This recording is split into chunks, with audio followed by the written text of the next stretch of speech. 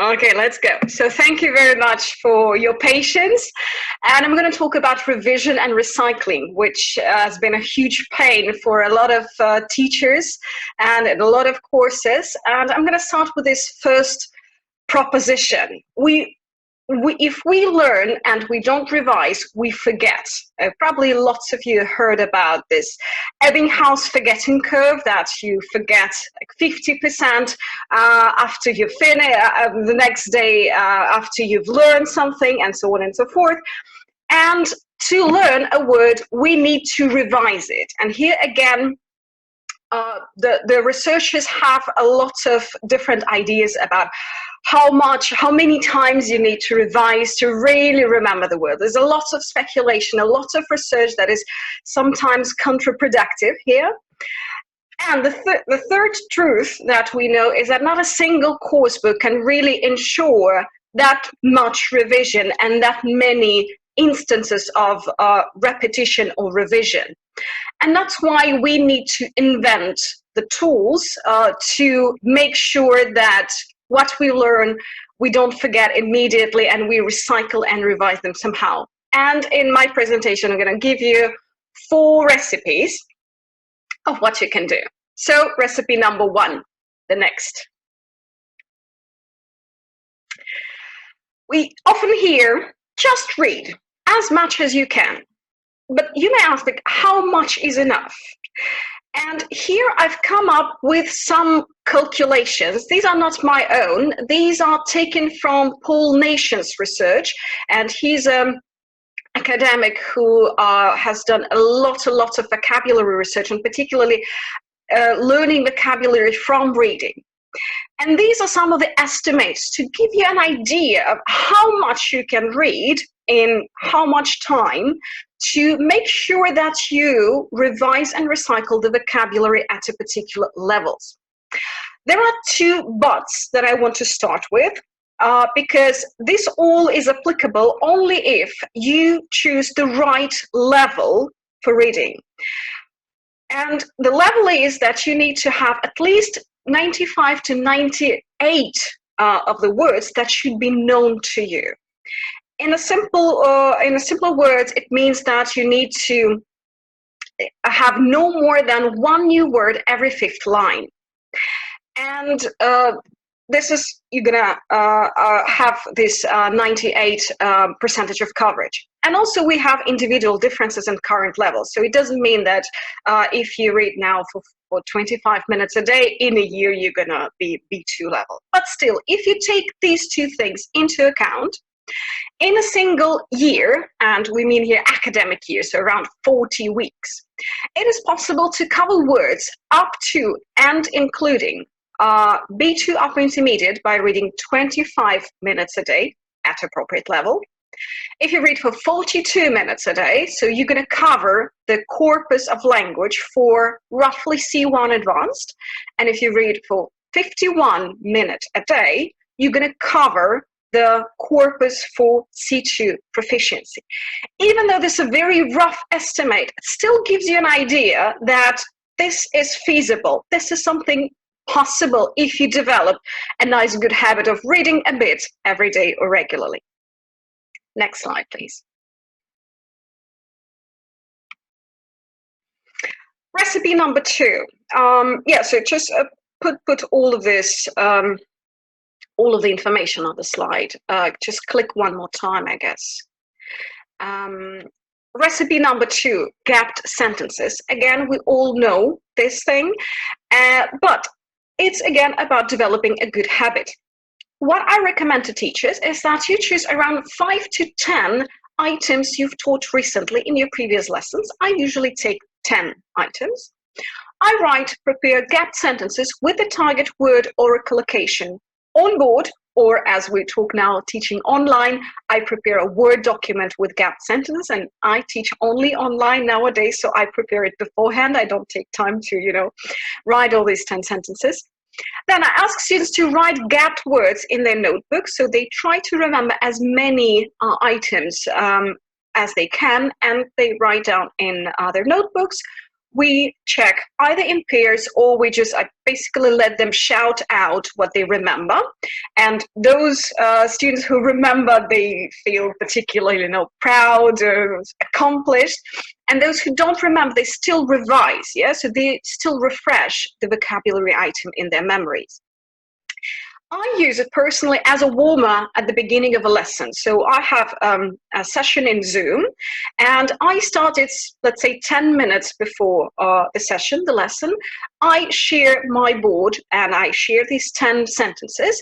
And as people enter the conference, they have some time to take a look at the sentences, to revise, to discuss, particularly those who enter earlier. They start discussing the things that they remember or they don't, and then we revise it all together. The next one, please. These are 4 ways of gapping sentences, because you may make it more harder for your students or shorter for your students, depending on how much challenge you want to give them.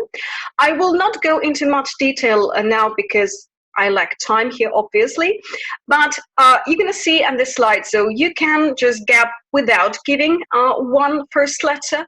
You can give 3 contexts for one word so that your students learn more about collocations.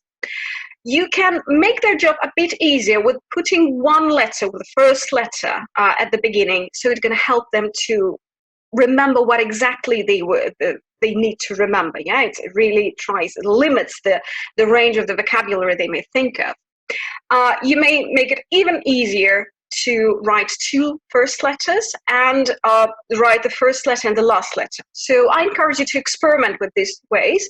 And again, some of the things make your students' life a bit easier, some a bit harder, but at different stages of the course, you may experiment with this or that strategy. The next one. Now, again, click double time. Yeah. So flashcards. This is my 3rd recipe. Again, you all heard of good flashcards and good old Quizlet. I love Quizlet. I use it a lot in my teaching. But there are just a couple of tips about how to make your flashcards more effective and help learners remember collocations and context. I encourage you to give precise and short definitions. Get 3 or maximum 5 most frequent collocations, and I encourage you to consult the dictionary here. You may give the first letter of the target word or phrase, provide illustrative examples. You can either take them from the course book or from dictionary or from corpus, depending on what you prefer, and provide visuals if possible.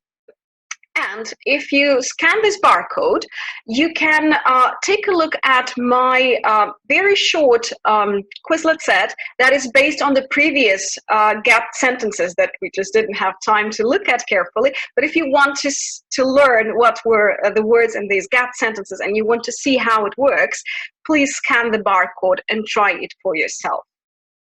The next slide, please. These are a couple of things you can do with Quizlet in class. If it's a face-to-face class, you can print the cards and do 2 types of revision. Retrieval revision, when you look at the back of the card and say the word. This is what we're used to. Or there's also can be backwards revision. You look at the word and try to remember the context or the example at the back. And you can also initiate a conversation and discussion. So this is what we call personalization. An example of it could be, for example, the word garrulous. Who can be garrulous?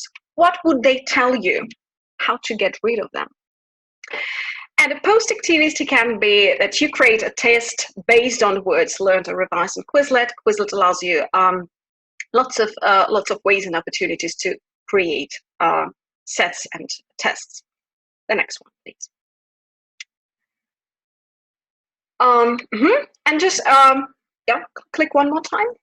Just a couple of things about why Quizlets are so good. So here I cited some of the researchers that learning from cards is focused, efficient, and certain. It provides the kind of knowledge needed for language use, and it's good for both receptive and productive learning. And there's also have been a study where they show that deliberate learning of vocabulary becomes both implicit and explicit knowledge. So this is a sort of knowledge that stays with you for years, and there were really experiments that showed that.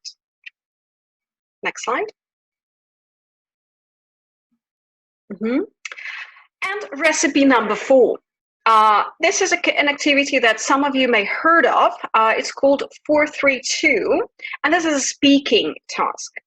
I put A2 plus, meaning that you can adapt this to all sorts of context when your students are able to be more or less fluent. So this is usually A2 plus.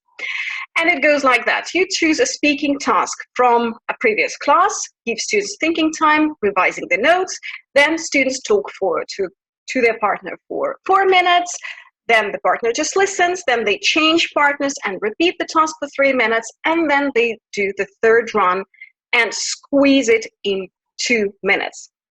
There's a lot of benefits, and so these are the scientific benefits of this activity. Again, in Zoom, you can reshuffle them in pairs and see how it works. And again, this is a fluency and accuracy activity that helps to revise a lot of vocabulary. This is it. So if you click on this, if you scan the barcodes, you can take a look at my YouTube channel, my Facebook, my Instagram. So join me, add me as a friend. Thank you very much for your attention.